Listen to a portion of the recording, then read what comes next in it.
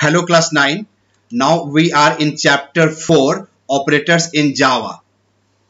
So in this chapter till now, this is our third class. So in the operators in Java till now, what we have learned?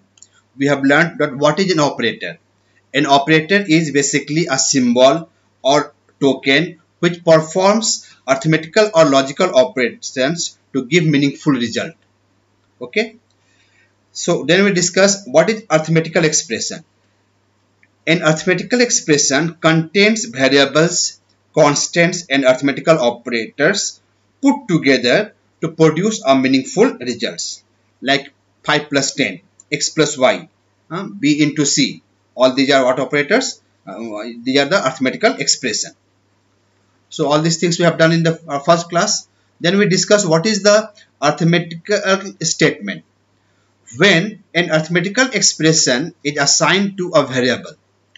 Listen, when any arithmetical expression it is assigned like 5 plus 10 is assigned to a variable like suppose s equal to x plus y, s equal to x plus y, the x plus y value is assigned to s. So when an arithmetical expression is assigned to a variable, then it is known as an arithmetical statement. There are three types of operators in Java. Basically, there are three types of operators in Java: arithmetical operator, relational operator, logical operator. The operators which are used to perform arithmetical calculations in a program are known as arithmetical operators. Which operators? The operators which are used to perform arithmetical calculations in a program are known as arithmetical operators, like plus, minus, asterisk, slash, modulus. Okay. Then we discussed the arithmetical operators are further categorized into unary operator, binary operator, and ternary operator. An arithmetical operators which is used to operate on a single operand. It is used to operate on a operand, single operand is known as the unary operator. Okay. Again, this unary operator is categorized into two, that is unary plus operator and unary minus operator. In unary plus operator is used before the operand, like plus 5, plus 10, plus a, minus 5, minus 10. The same way, the second one is unary minus operator. This operator is used before the operand. This operator also is used before the operand. Then we discussed unary increment and decrement operator. The plus plus is known as unary increment operator. Minus minus is known as the unary decrement operator. Okay. Prefix unary increment operator. Plus plus x plus plus 5, it is called prefix increment operator. Minus minus x minus minus 5, it is called prefix unary operator. The same way, x plus plus or 5 plus plus, x minus minus, 5 minus minus is called the postfix operator. So all these things we have discussed in our previous class. Then we discuss about the counter. The counter are numeric variables which are used for keeping a record of the number of times a process is to be repeated. It is initialized with a numeric value. Accumulator is a numeric variable when defined within a program. It keeps on changing or getting updated with the counter. So all these things we have discussed in our first and second class. Now we are going to discuss binary operators. Now what is a binary operator? An arithmetical operator, by means 2. An arithmetical operator which deals with two operands is known as the binary arithmetical operator, like plus, minus, asterisk, slash, modulus. Like plus is used for addition, like a plus b. Minus sign is used for subtraction, like a minus b. Asterisk used for multiplication, a asterisk b. Slash used for division, a slash b. Modulus used for remainder, a modulus b. Okay. So there are how many operands? A, b, two operands. And how many operator? One operator. So plus, minus, asterisk are working with how many operands? Working with two operands. So these are called binary operator. Okay. Ternary operator, as the name says, ternary means 3. So ternary operators deal with 3 operands. It deals with how many operands? 3 operands. It is also called the conditional assignment statement.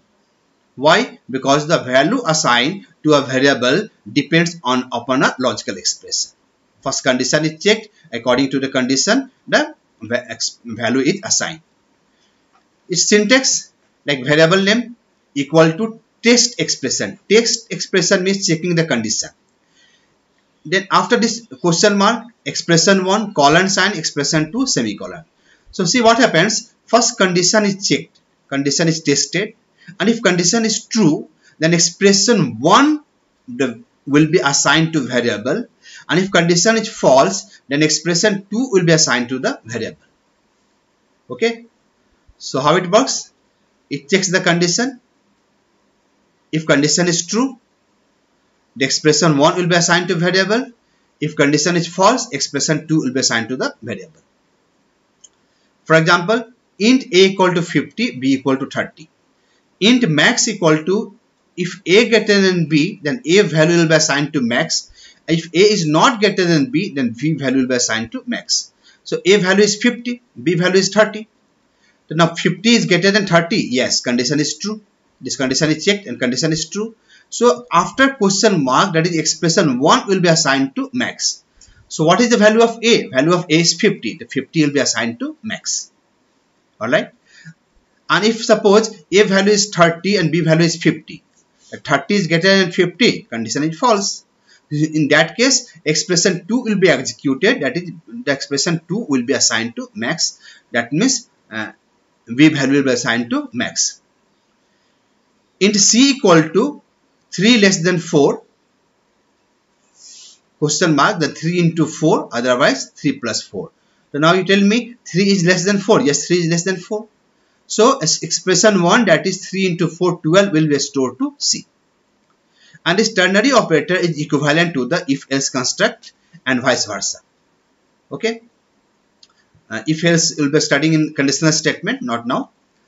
For example, if a statement is like this, max equal to a greater than b, then a value will be assigned to max or b. In the if else, how you can write? If a greater than b, then max equal to a, else max equal to b. The same way, you can write if else into ternary. And if a greater than b, then d equal to a minus b, else d equal to b minus a. Okay. So how can you write in ternary? That a greater than b, question mark, a minus b, colon, b minus a. So this way we can convert a ternary operator into if else and an if else into ternary. Alright. Our next is relational operators. The relational operators compare the values of two operands. It is used to compare the values of how many operands? Two operands. And determine the relationship between them. It determines the relationship between them. It always returns a Boolean type value, that is true or false. There are 6 relational operators: greater than, less than, greater than or equal to, less than or equal to, and last one is called not equal to. Greater than, if a is greater than b or not, less than, if a is less than b or not, equal to, if the value of a is equal to b or not, greater than equal to, if the value of a is greater than or equal to b or not, less than equal to, if the value of a is less than or equal to b or not, and not equal to if the value of a is not equal to b. And see all these examples, they always return the value in true or false. Now comes logical operators. The logical operators yield give true or false depending upon the outcome of different condition. It is used to combine two conditions. What does it do? It is used to combine two conditions. Java uses logical operators like AND, this double AND sign, or, and not. Like this double AND is called AND sign. If a greater than b and a greater than c. See, combining. Okay. In AND operator, what happens? If all the conditions are true, then only output is true. Second is OR, if a greater than b or a greater than c. Third is NOT, if not a equal to b. Precedence of logical operators is, if you have NOT and OR in one expression, then first NOT will be evaluated, then AND will be evaluated, then OR will be evaluated. If a statement contains all the three logical operators, then NOT is operated first. Logical AND. The AND operator is used to combine two or more conditional expressions. The AND operator is used to combine what? Two or more conditional expressions, such that it results in true if all the conditions are true, otherwise in false. Okay. Next, see. Suppose we have three conditions. Condition 1, condition 2, condition 3. If condition 1 is true and 2 also is true,